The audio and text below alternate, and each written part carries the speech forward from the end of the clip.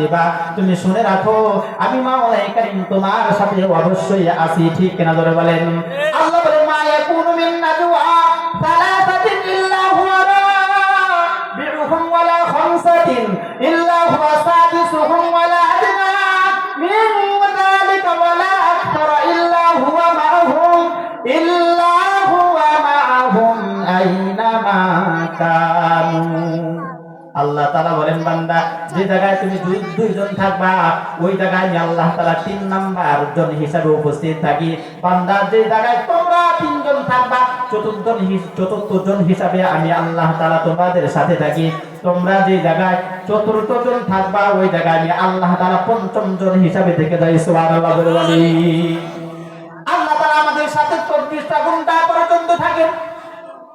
এটা এক নাম্বার প্রমাণ আল্লাহ আমাদের সাথে আছেন। এই জন্য তো দুনিয়া জমিনের মধ্যে আমরা বিচরণ করতে পারতেছি, ঠিক কিনা জোরে বলেন।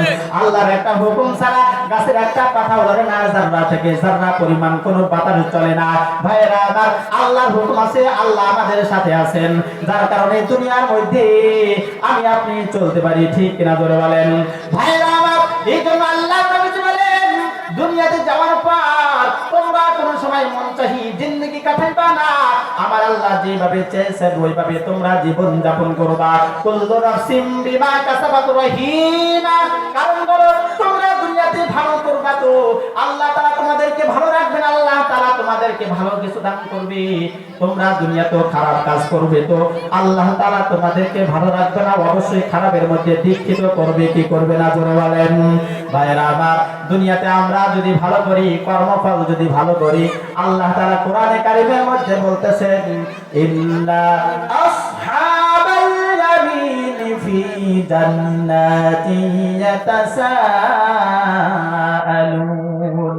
যারা ভালো কাজ কর্ম করবে তারা আল্লাহর নিয়ামতওয়ালা জান্নাতের মধ্যে প্রবেশ হয়ে যাবে।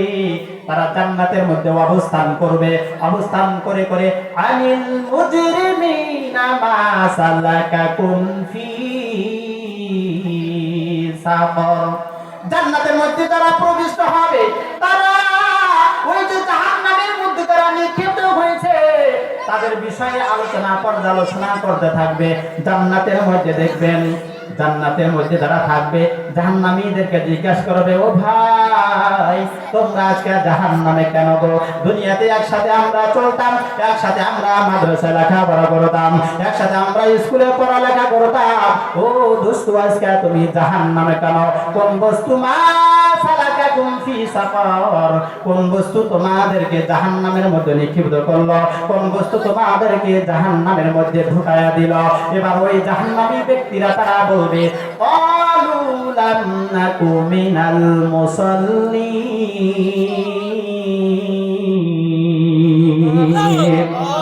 তারা বলবে দোস্ত দুনিয়ার মধ্যে আমরা যখন ছিলাম আমরা তো একসাথে আমরা চলতাম ফিরতাম, পাঠশালে যাইতাম, খেলাধুলা করতাম। ও দোস্ত মসজিদে যখন আজান হইয়া যাইত তুমি তো মসজিদের দিকে রওনা দিয়ে দিতা, আর আমি তো বাড়ির দিকে রওনা দিতাম। মসজিদে যখন আজান হয়ে যাইত আমি আড্ডাবাজি করার জন্য আমি ক্লাবের মধ্যে ঢুকতাম। দুনিয়াতে যখন আজান হইয়া যাইত নামাজ থেকে দূরে সরে যাওয়ার জন্য আমি অনেক দূরে চলে যাইতাম। বন্ধু তুমি তো নামাজ পড়ছো, তুমি তো বড় মুসল্লি ছিলা, সাথে তুমি আমি ঘুরতা। এই জন্য আজকে বুঝতো তুমি জান্নাতের মধ্যে অবস্থান করতেছো, অনেক বড় ফল ফ্রুটের অনেক জায়গার সম্পদের তুমি মালিক হয়ে গেছো। অদুস্ত আমি তো দুনিয়াতে নামাজ গুরুত্ব সহকারে আদায় করি নাই। ইমাম সাহেব কত বুঝাইছে, খতিব সাহেব কত মেম্বারের মধ্যে বসে বসে বয়ান করেছে, কত ওলামায়ে কেরাম আপনার মাহফিলের স্টেজের মধ্যে সুন্দর করে বয়ান করেছে, বুঝাইছে, কিন্তু আমরা মুসল্লি ছিলাম না, যার কারণে আজকে আমরা জাহান্নামের মধ্যে নিক্ষিপ্ত হয়ে গেছি। বলেন নাউযুবিল্লাহ। ভাইরা আমার যারা জাহান্নামে থাকবে তাদের কলিজার মধ্যে যখন আগুন ধরে যাবে এবার জান্নাতের বন্ধুদেরকে বলবে বন্ধু আরে দুনিয়াতে যখন আমি ছিলাম তুমি আমাকে কতই না বিপদ আপদের মধ্যে সাহায্য সহযোগিতা করেছো। ও দোস্ত মেহেরবানি করে জান্নাত থেকে একটু পানি দাও, একটু ফল দাও। আমাদের কলিজার মধ্যে আগুন ধরে গেছে, অনেক ক্ষুধা হয়ে গেছে। এবার জান্নাতীরা যখন ফল দেওয়ার জন্য, পানি দেওয়ার জন্য রেডি হয়ে যাবে, আল্লাহ তাআলা রাগান্বিত হয়ে বলবে, ওয়ানাদা আসহাবুল জান্নাতি আসহাবান নারি আন আফিদু আলাইনা মিনাল মা। আল্লাহ তাআলা জান্নাতি বান্দাদেরকে ডাক দেয়া বলবে, ও জান্নাতি বান্দারা,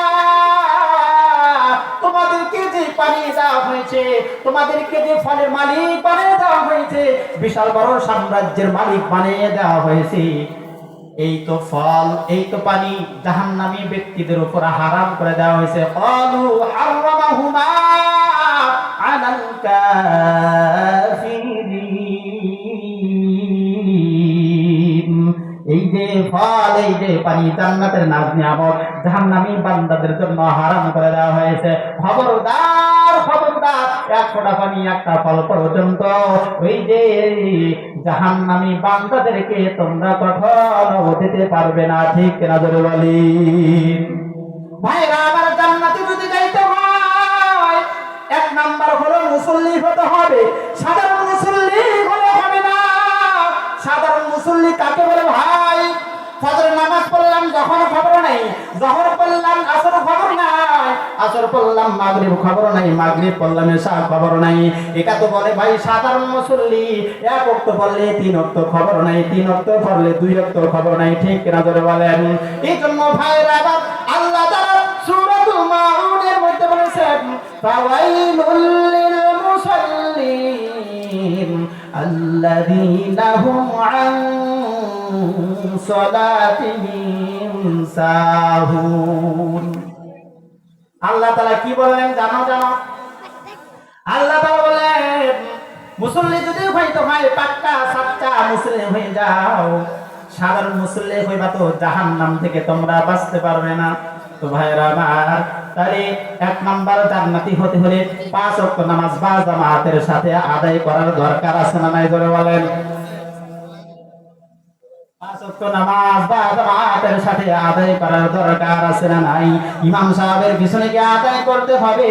ও মুসলমান ইমানদার আল্লাহর গোলাম, বিনা কোনো ওযুরে, যে ওযুরের কারণে ইসলাম আপনাকে রুখসত দিয়েছেন ঘরের মধ্যে নামাজ আদায় করার জন্য, ওই সমস্ত রুখসত যদি আপনাকে না পাওয়া যায়, মসজিদে আযান হয়ে যাওয়ার পরে ইমাম সাহেবের সাথে বা জামাতের সাথে নামাজ আদায় করতে হবে। ঠিক কিনা জোরে বলি? ভাইরা আমার, তাহলে তো দেখা গেল জাহান্নামীদের 2 নাম্বার গুণ কি হবে? ওয়ালাম নাকুনু তুইমুল মিসকিন, ওয়ালাম নাকুনু তুইমুল মিসকিন। মিসকিনদের আমরা খাবার দিতাম না। আরে বাড়ির পাশে কত ভাই, বাড়ির পাশে কত এতিম না খায়া রয়েছে, কত এতিম আছে, ভালো কোনো তাদের পোশাক নাই, ভালো কোনো তাদের কোনো থাকার জন্য বাসস্থান নাই, তাদের কোনো কাপড় নাই, তাদের কোনো কাপড় চোপড় কোনো কিছু নাই, কত কষ্ট করতেছে তাদের আমরা কোনো কিছু খোঁজ খবর নেই না। ঠিক কিনা ধরে বলেন? তো আল্লাহ তাআলা বলেন, শোনো এই বান্দারা, শোনো, জান্নাতের মধ্যে যদি যাইতে চাও, তাহলে যারা এতিম আছে, যারা অনাথ আছে, যারা মিসকিন আছে, যারা ফকির আছে, তাদের কাছে গিয়া সামর্থ্য মোতাবেক তাদেরকে তোমরা সাহায্য সহযোগিতা করতে হবে। তাহলে আমরা বুঝলাম জান্নাতে যাইতে হলে এতিমদের সাহায্য সহযোগিতা করার দরকার আছে না নাই? জোরে বলেন। যারা ভুল করেন, যারা মিসকিনদের দেখতে পারে না, গরিবদের দেখতে পারে না, অবশ্যই আল্লাহ তাআলা কোরআন প্রমাণ করে অবশ্যই তারা জাহান্নামে যাবে, জাহান্নামে যাবে। এই জন্য যদি আমরা জান্নাতে যাইতে চাই, রাতের গভীরে তাদের কাছে গিয়া বলবো, ও ভাই তুমি কোন মুসিবতে আছো, আমাকে একটু বলে দাও, একটু বলে দাও, একটু বলে দাও। ওই যে মদিনাওয়ালা নবী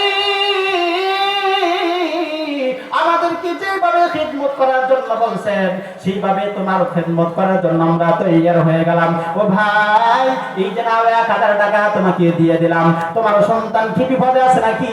তোমার বিপদ, তোমার স্ত্রী কি বিপদে আছে নাকি? নাকি তুমি কোন বিপদের মধ্যে রয়ে গেছো? যদি কোনো বিপদে থাকো আমাকে বলো, আমার সামর্থ্য মোতাবেক তোমাদেরকে সাহায্য করার জন্য চেষ্টা করব। আমরা এইভাবে যদি আমরা চেষ্টা যদি করি তাহলে আল্লাহর কোরআন প্রমাণ করে অবশ্যই আমরা আল্লাহর জান্নাতে যাইতে পারবো। ঠিক কিনা জোরে বলি? তাহলে জাহান্নামীদের দ্বিতীয় গুণ হলো যারা এতিম মিসকিনদের কোন সময় খোঁজ খবর নেই। হাসরের ময়দানে আল্লাহ তাআলা ওই সমস্ত বান্দাদেরকে ডাক দিয়ে বলবে, আরে বান্দা, দুনিয়াতে আমি তোমার বাড়ির পাশে অসুস্থ ছিলাম, তুমি আমাকে কোন সময় সেবা যত্ন করো নাই। ও বান্দা, আমি তো অনেক সময় না খেয়ে তোমার বাড়ির পাশে আমি পড়ে থাকতাম, কোন সময় তুমি আমার খোঁজ খবর নেও নাই।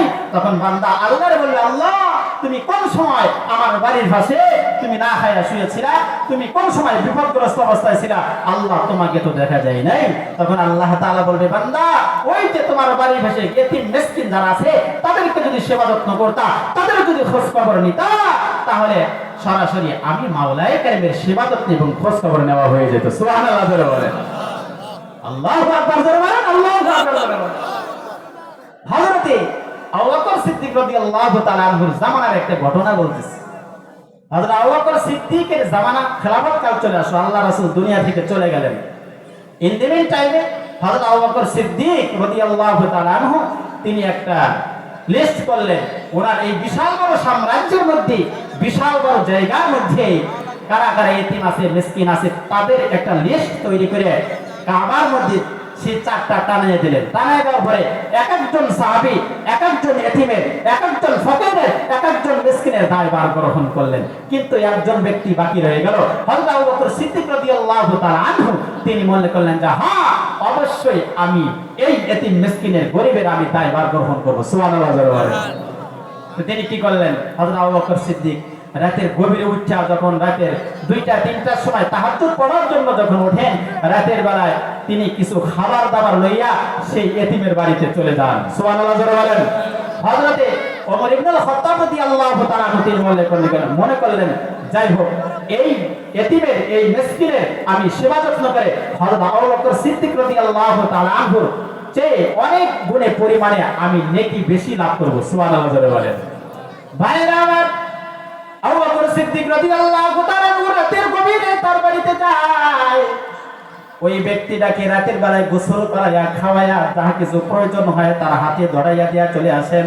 কিছুক্ষণ পরে হযরত ওমর ইবনুল খাত্তাব রাদিয়াল্লাহু তাআলা আনহু তার বাড়িতে চলে যান। যাওয়ার পরে দেখেন না, বৃদ্ধ তো অনেক সুন্দর চাকচিক্যময় অবস্থায় বসে আছেন। ও ভাই, তোমার কাছে রাতের গভীরে কে এসেছিল? কে এসেছিল? বলবে বলবে বলে না, আমাকে বলতে নিষেধ করেছে। ওমর ইবনুল খাত্তাব রাদিয়াল্লাহু তাআলা তিনি মনে করলেন আগামী রাতে আমি সবার আগে আসবো, না যাইতে পারে না। হযরত আবু বকর সিদ্দিক রাদিয়াল্লাহু তাআলা সবার আগে গিয়া খেদমত করে চলে আসেন। পরের দিন গিয়া দেখেন একই হালাত, তৃতীয় দিন গেলেন দেখেন একই হালাত, চতুর্থ দিন অবস্থায় হযরত ওমর ইবনুল খাত্তাব রাদিয়াল্লাহু তাআলা আনহু না ঘুমাইয়া ওই বাড়িতে অবস্থান করলেন। অবস্থান করার পরে দেখি মধ্যরাতের দিকে হযরত আবু বকর সিদ্দিক রাদিয়াল্লাহু তাআলা আনহু ব্যাগের মধ্যে যেন কি লইয়া এই বৃদ্ধের কাছে চলে আসে, গরিবের কাছে চলে আসে। সুবহানাল্লাহ বলেন।